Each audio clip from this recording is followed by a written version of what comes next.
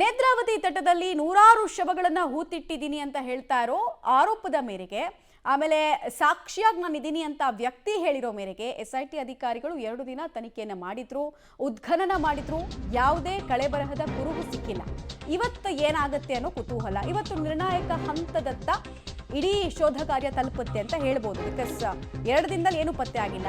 ಇವತ್ತು 6, 7, 8ನೇ ಪಾಯಿಂಟ್ನಲ್ಲಿ ಗುರುತಿಸಿರುವ ಸೈಟ್ನಲ್ಲಿ ಅಗೆಯೋ ಕೆಲಸ ಆಗುತ್ತೆ, ಮಣ್ಣು ಅಗೆಯೋ ಕೆಲಸ ಆಗುತ್ತೆ. ಇಂದಿನ ಉದ್ಖನನ ಕಾರ್ಯಕ್ಕೆ 15 ಕಾರ್ಮಿಕರು ಎಂದಿನಂತೆ ಸಜ್ಜಾಗಿದ್ದಾರೆ. ನಿನ್ನೆವರೆಗೂ ಒಟ್ಟು 5 ಕಡೆಗಳಲ್ಲಿ ಈ ಅಸ್ಥಿಪಂಜರಕ್ಕಾಗಿ ಹುಡುಕಾಟ ನಡೆದಿದೆ.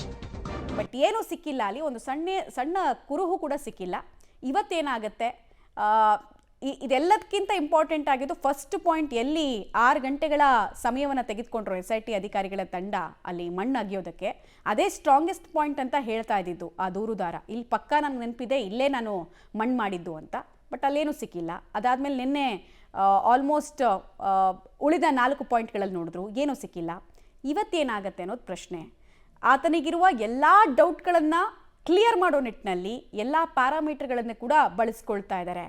ಒಂದು ಸ್ಕ್ಯಾನ್ ಮಾಡೋ ಡಿವೈಸಿಂದ ಹಿಡಿದು, ಆಮೇಲೆ 15 ಕಾರ್ಮಿಕರಿಂದ ಹಿಡಿದು ಸಣ್ಣ ಸಣ್ಣ ಹಿಟಾಚಿಗಳನ್ನು ಬಳಸೋವರೆಗೂ ಕೂಡ ಎಲ್ಲ ಪ್ಯಾರಾಮೀಟರ್ಗಳನ್ನು ಉಪಯೋಗ ಮಾಡಲಾಗ್ತಾ ಇದೆ. ಬಟ್ ಇಡೀ ಕೇಸ್ ಕುತೂಹಲವನ್ನು ಹಾಗೆ ಹಿಡಿದಿಟ್ಕೊಳ್ಬೇಕಂದ್ರೆ ಇವತ್ತು ಅಟ್ಲೀಸ್ಟ್ ಒಂದು ಜಾಗದಲ್ಲಿ ಏನಾದರೂ ಅಸ್ಥಿಪಂಜರದ ಗುರುತು ಸಿಕ್ಕಿದ್ರೆ ಮಾತ್ರ ಕುತೂಹಲ ಮುಂದುವರಿಯುತ್ತೆ. ಇಲ್ಲಾಂದರೆ ಕುತೂಹಲ ಕ್ಷೀಣಿಸ್ತಾ ಹೋಗುತ್ತೆ. ಸಮಯ ಕಳೆದ ಹಾಗೆ ದೂರುದಾರನ ಬಗ್ಗೆ, ಸಾಕ್ಷಿ ದೂರುದಾರನ ಬಗ್ಗೆ ಹಲವು ಪ್ರಶ್ನೆಗಳು ಮೂಡುತ್ತೆ. ನಾವು ಯಾರನ್ನು ಎನ್ಕರೇಜ್ ಮತ್ತು ಡಿಸ್ಕರೇಜ್ ಮಾಡ್ತಾ ಇಲ್ಲ, ಆದರೆ ತನಿಖೆ ಸಾಗ್ತಾ ಇರುವಂತಹ ಹಾದಿಗೆ ಸಂಬಂಧಪಟ್ಟಂತೆ ಇರೋ ಪ್ರಶ್ನೆಗಳು ಜಾಸ್ತಿ ಆಗ್ತಾ ಇದೆ. ಯಾರ ಬಗ್ಗೆ? ಅನಾಮಿಕ ವ್ಯಕ್ತಿಯ ಬಗ್ಗೆ. ಫಸ್ಟ್ ಆತನೇ ಹೇಳಿದ್ದು ಇಷ್ಟು ಸೈಟ್ಗಳಲ್ಲಿ ಇದೆ ಅಂತ.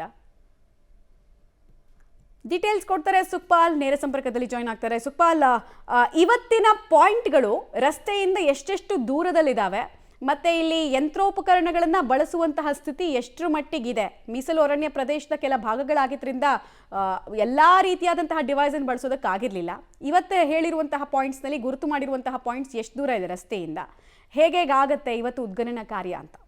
ಮಮತಾ, ಇವತ್ತು 3 ಪಾಯಿಂಟ್ಗಳನ್ನು ಮಾಡಬೇಕು ಅನ್ನುವಂಥದ್ದನ್ನು SIT ನಿರ್ಧಾರ ಮಾಡಿದೆ. ಒಂದು ವೇಳೆ ಪ್ರಾಸೆಸ್ ಫಾಸ್ಟ್ ಆದರೆ 4 ಮುಗಿಸ್ಬೇಕು ಅನ್ನುವಂಥ ಒಂದು ತಯಾರಿಯನ್ನು SIT ಮಾಡಿಕೊಂಡಿರುವಂಥದ್ದು. ಅದು ನೇತ್ರಾವತಿ ಸೇತುವೆಯ ಅಣತಿ ದೂರದಲ್ಲಿ ಇರುವಂಥದ್ದು. ನಾವೀಗ ಧರ್ಮಸ್ಥಳದ ನೇತ್ರಾವತಿ ಸೇತುವೆ ಇರುವಂಥದ್ದು ಇದು ಮಮತಾ. ಇಲ್ಲಿಂದ ನೀವು ನೇತ್ರಾವತಿ ನದಿಯನ್ನು ಗಮನಿಸಬಹುದು. ನೇತ್ರಾವತಿ ನದಿ ಹರಿದು ಹೋಗ್ತಾ ಇರುವಂಥದ್ದು. ಅದರ ಪಕ್ಕದಲ್ಲೇ ಇರುವಂಥ ಏನು ದಟ್ಟ ಅರಣ್ಯ ಕಾಣ್ತಾ ಇದೆ, ಈ ಅರಣ್ಯದಲ್ಲೇ ಆತ ಗುರುತು ಮಾಡಿರುವಂಥ ನಂಬರ್ ಪಾಯಿಂಟ್ 2ರಿಂದ 8ರವರೆಗೆ ಈ ಒಂದು ಫಾರೆಸ್ಟ್ ಒಳಗೆ ಇರುವಂಥದ್ದು. ಹೀಗಾಗಿ ನಿನ್ನೆ 5 ಉತ್ಖನನ ಮಾಡಿರುವಂಥದ್ದು ಇದೇ ಒಂದು ಸ್ಥಳದಲ್ಲಿ. ಆರಂಭದಲ್ಲಿ ಸ್ಥಾನಘಟ್ಟದ ಹೊರಗಿನ ಭಾಗದಲ್ಲಿ ಇದ್ದದ್ದು. ಆ ಬಳಿಕದ 2, 3, 4, 5 ಏನು ಪಾಯಿಂಟ್ಗಳಿದೆ ಅದೆಲ್ಲವೂ ಈ ಒಂದು ಫಾರೆಸ್ಟ್ನ ಒಳಗೆ ಇರುವಂಥದ್ದು. ಹೀಗಾಗಿ ಇವತ್ತು 6, 7, 8ನೇ ಪಾಯಿಂಟ್ ಏನು ನಿಗದಿ ಮಾಡಿದ್ದಾರೆ ಅದು ಇದೇ ಪರಿಸರದಲ್ಲಿರುವಂಥದ್ದು, ಈ ಒಂದು ಕಾಡಿನ ಒಳಭಾಗದಲ್ಲಿ ಇರುವಂಥದ್ದು. ಹಾಗಾಗಿ ಅಲ್ಲಿ ಇವತ್ತು ಸುಮಾರು 11 ಗಂಟೆ ಸುಮಾರಿಗೆ ಆರಂಭಗೊಳ್ಳುವಂಥ ಸಾಧ್ಯತೆ ಇದೆ.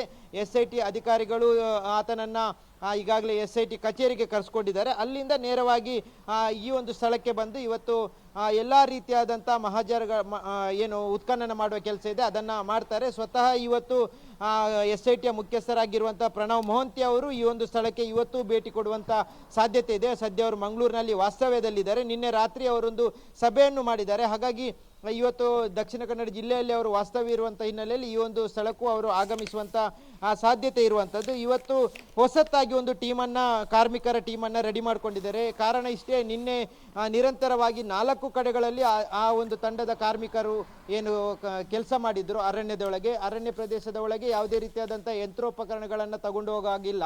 ಹಾಗಾಗಿ ನಿನ್ನೆನೂ ಕಾರ್ಮಿಕರೇ ಕೆಲಸ ಮಾಡಿರುವಂಥದ್ದು. ಇವತ್ತು ಅವರೇ ಬೇರೆ ತಂಡವನ್ನ ಮಾಡಿರುವಂಥದ್ದು. ನಿನ್ನೆ ಅವರು ಟಯರ್ಡ್ ಆಗಿರುವಂಥ ಹಿನ್ನೆಲೆಯಲ್ಲಿ ಇವತ್ತು ಹೊಸತಾದ ಒಂದು 15 ಮಂದಿಯ ತಂಡವನ್ನ ಇವತ್ತು ನಿಯೋಜನೆ ಮಾಡಲಾಗಿದೆ ಧರ್ಮಸ್ಥಳ ಗ್ರಾಮ ಪಂಚಾಯತ್ನ ವತಿಯಿಂದ. ಅವರು ಇವತ್ತು ಈ ಒಂದು ಕೆಲಸವನ್ನ ಮುಂದುವರಿಸ್ತಾರೆ. ಹಾಗಾಗಿ ಇವತ್ತು ಕನಿಷ್ಠ 3 ಆದರೂ ಉತ್ಖನನ ಮಾಡಬೇಕು ಅನ್ನುವಂಥ ತಯಾರಿಯನ್ನ SIT ಟೀಮ್ ಮಾಡಿಕೊಂಡಿರುವಂಥದ್ದು. ಒಂದು ವೇಳೆ ಅದು ವೇಗವನ್ನು ಪಡ್ಕೊಂಡ್ರೆ 4 ಕಡೆಯೂ ಇವತ್ತೇ ಮಾಡುವಂಥ ಪ್ಲಾನ್ ಇದೆ. ಮತ್ತೆ ಉಳಿದಿರುವಂಥದ್ದು 4. ಹಾಗಾಗಿ ಅದನ್ನು 4 ನಾಳೆ ಮಾಡುವಂಥ ತಯಾರಿ ಮಾಡ್ತಾ ಇದ್ದಾರೆ. ಹೀಗಾಗಿ ಇವತ್ತು ಆರಂಭ ಆಗುವಾಗ ಸುಮಾರು 11 ಗಂಟೆ ಆಗ್ಬೋದು. 11 ಗಂಟೆಯಿಂದ ನಿರಂತರವಾಗಿ ಊಟದ ವಿರಾಮ ಬಿಟ್ಟು ಮತ್ತೆ ನಿರಂತರವಾಗಿ ಸಂಜೆ 6 ಗಂಟೆವರೆಗೂ ಈ ಉತ್ಖನನ ಕಾರ್ಯ ಮುಂದುವರಿಲಿಕ್ಕೆ ಇರುವಂಥದ್ದು ಮಮತಾ.